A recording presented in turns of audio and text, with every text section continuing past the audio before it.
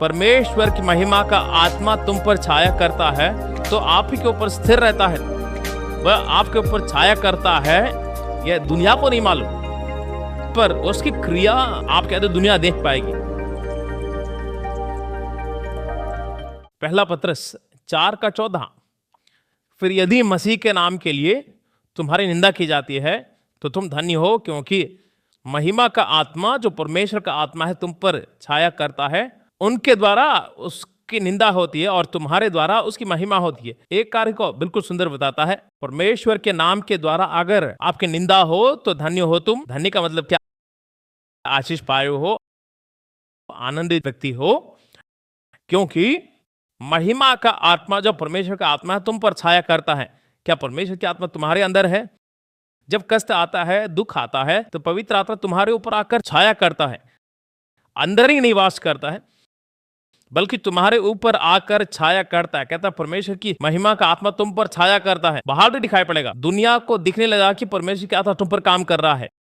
कहा गया कि परमेश्वर की महिमा का आत्मा तुम पर छाया करता है तो आप ही के ऊपर स्थिर रहता है।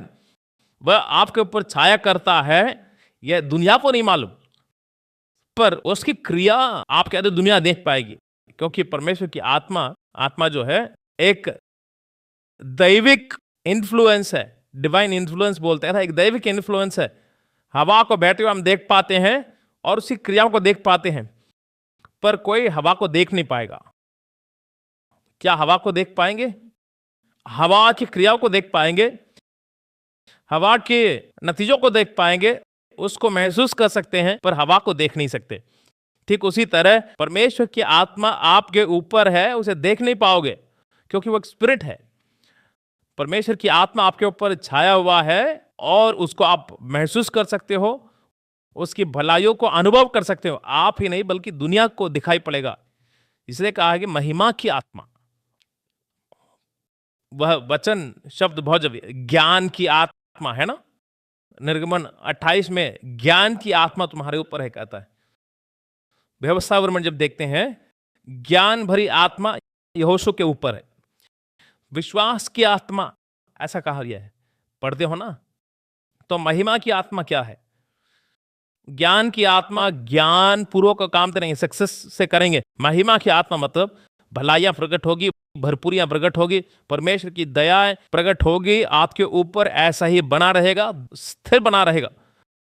तो ये सब पॉजिटिव है। नेगेटिव है ना, जलन की आत्मा, ईर्ष्या की आत्मा है, निर्बल करने वाली आत्मा, डर की आत्मा। एक आत्मा में अगर डर की आत्मा हो तो कैसा होगा? वो जिस चीज को दिखेगा डरेगा।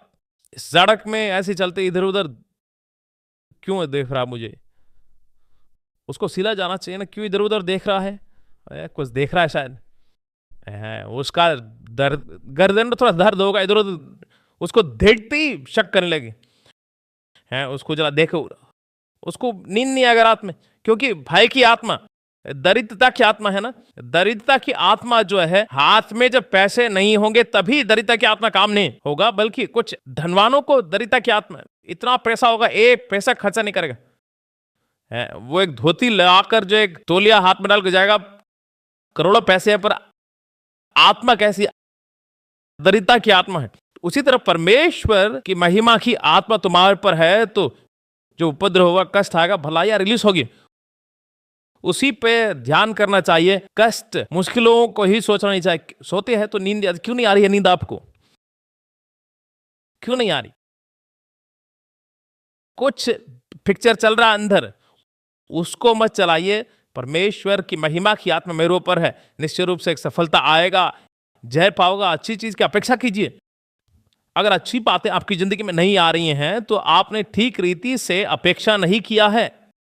उपद्रव है, कष्ट है, परमेश्वर ऑपरेट कर रहा है, वही उसका अर्थ है। बहुत सारे उपद्रव आ रहे हैं, कहता परमेश्वर काम करना शुरू कर चुका है। हर वक्त परमेश्वर पहला काम करेगा, उसके बाद ही शैतान काम करेगा।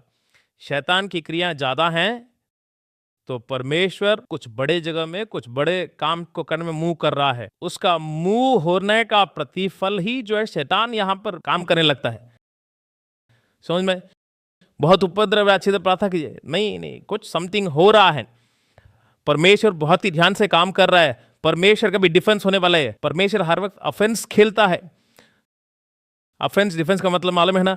परमेश्वर जो है उछल कर मारता है, थोड़ा समय जो है उछल कर मारने, पर परमेश्वर गोल मार के आ जाएगा। आंखें किस पर होनी चाहिए? परमेश्वर की कृपा, उसके अनुग्रह, दया पर आंखें होनी चाहिए।